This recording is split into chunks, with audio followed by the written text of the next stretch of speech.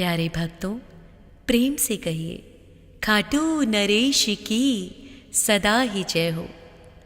इस मंत्र को श्रवण करने से आपकी सभी प्रकार की दुख तकलीफ़ें दूर होंगी और बाबा श्याम आपके घर के भंडारे धन और धान्य से भर देंगे। आपकी झोलियाँ सदैव भरी रहेंगी। आपको कभी भी विपत्ति का मुंह नहीं देखना पड़ेगा।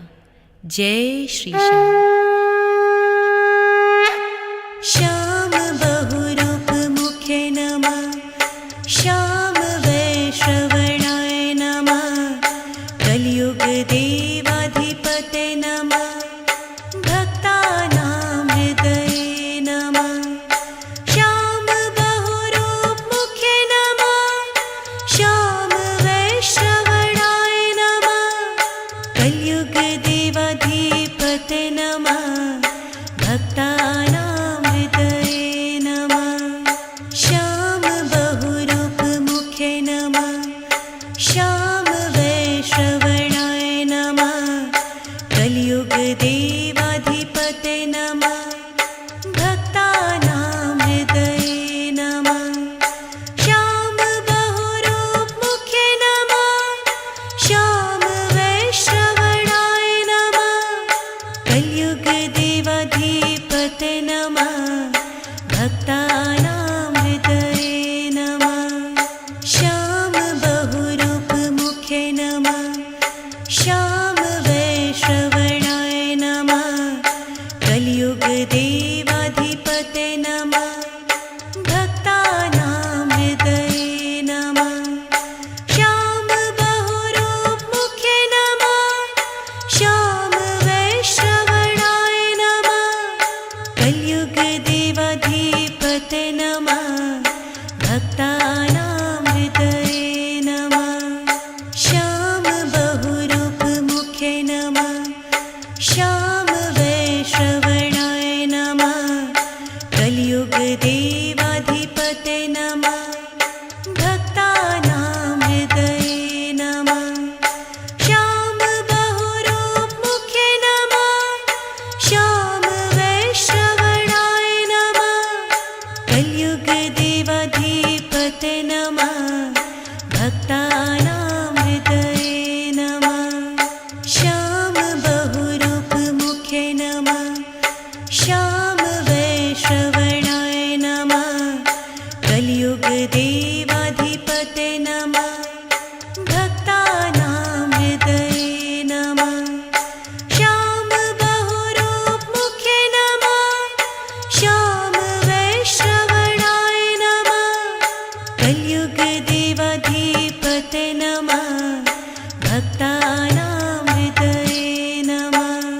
श्याम बहुरूप मुखे नमः, श्याम वैश्रवणाय नमः, कलियुग देवाधिपते नमः, भक्तानां हृदये नमः।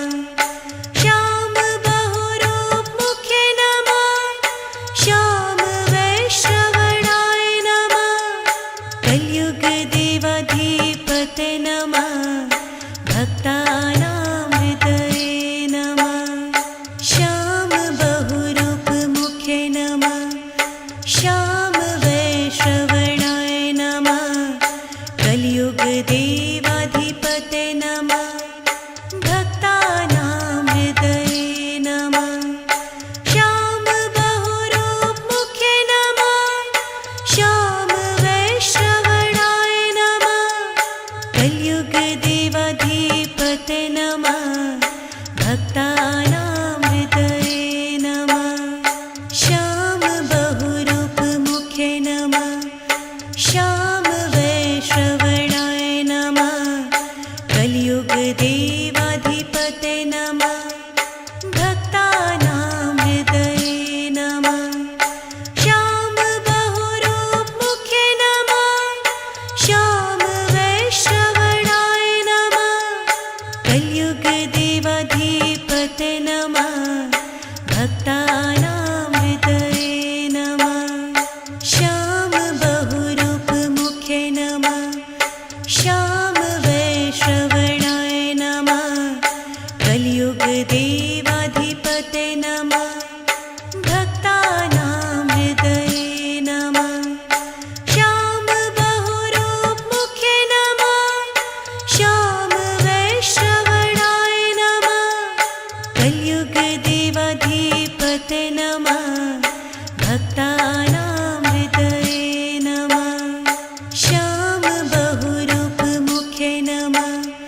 श्याम वैश्रवणाय नमः कलियुग देवाधिपते नमः भक्तानां हृदये नमः श्याम बहुरूप मुखे नमः श्याम वैश्रवणाय नमः कलियुग देवाधिपते नमः भक्तानां हृदये नमः श्याम बहुरूप मुखे नमः श्याम वैश्रवणाय नमः कलियुग देवाधिपते नमः भक्तानां हृदये नमः श्याम बहुरूप मुखे नमः श्याम वैश्रवणाय नमः कलियुग देवाधिपते नमः भक्तानां हृदये नमः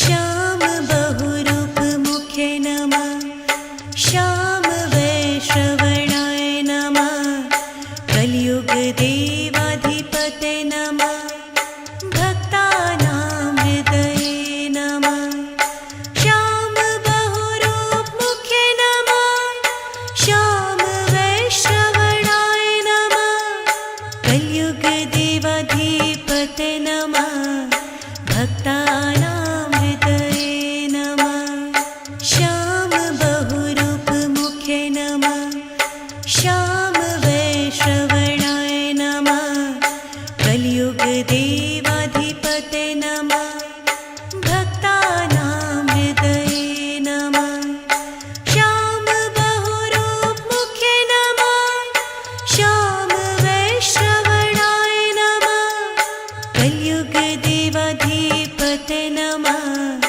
भक्तानां हृदये नमः श्याम बहुरूप मुखे नमः श्याम वैश्रवणाय नमः कलियुग देवाधिपते नमः भक्तानां हृदये नमः श्याम बहुरूप मुखे नमः श्याम वैश्रवणाय नमः कलियुग देवाधिपते नमः भक्तानां हृदये नमः श्याम बहुरूप मुखे नमः श्याम वैश्रवणाय नमः कलियुग देवाधिपते नमः भक्तानां हृदये नमः श्याम बहुरूप मुखे नमः श्याम वैश्रवणाय नमः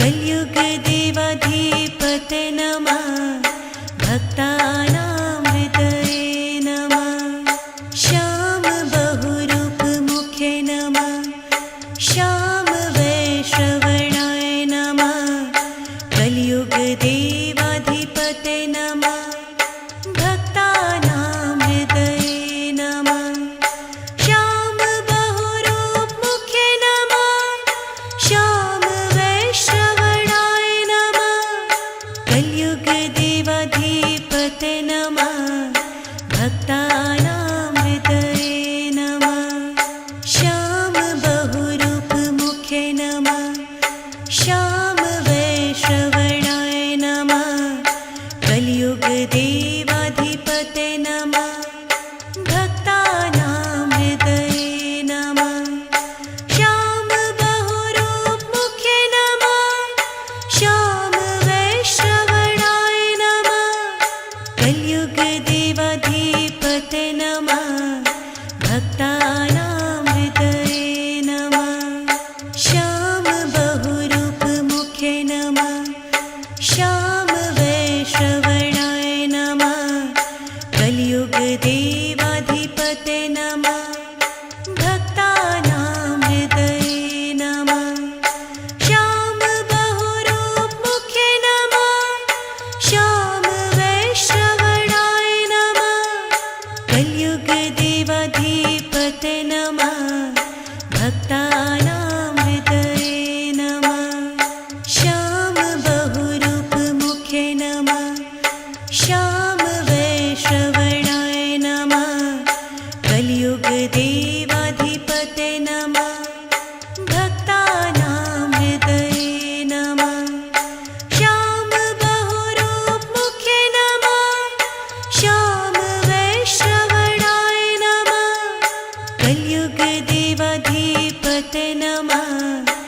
भक्तानां हृदये नमः। श्याम बहुरूप मुखे नमः। श्याम वैश्रवणाय नमः। कलियुग देवाधिपते नमः। भक्तानां हृदये नमः। श्याम बहुरूप मुखे नमः। श्याम वैश्रवणाय नमः। कलियुग देवाधिपते नमः। भक्तानां हृदये नमः। श्याम बहुरूप मुखे नमः। श्याम वैश्रवणाय नमः। कलियुग देवाधिपते नमः। भक्तानां हृदये नमः। श्याम बहुरूप मुखे नमः। श्याम वैश्रवणाय नमः। कलियुग देवाधिपते नमः। भक्तानां हृदये नमः। श्याम बहुरूप मुखे नमः। श्याम वैश्रवणाय नमः। कलियुग देवाधिपते नमः। भक्तानां हृदये नमः। श्याम बहुरूप मुखे नमः। श्याम वैश्रवणाय नमः। कलियुग देवाधिपते नमः। भक्तानां हृदये नमः। श्याम बहुरूप मुखे नमः। श्याम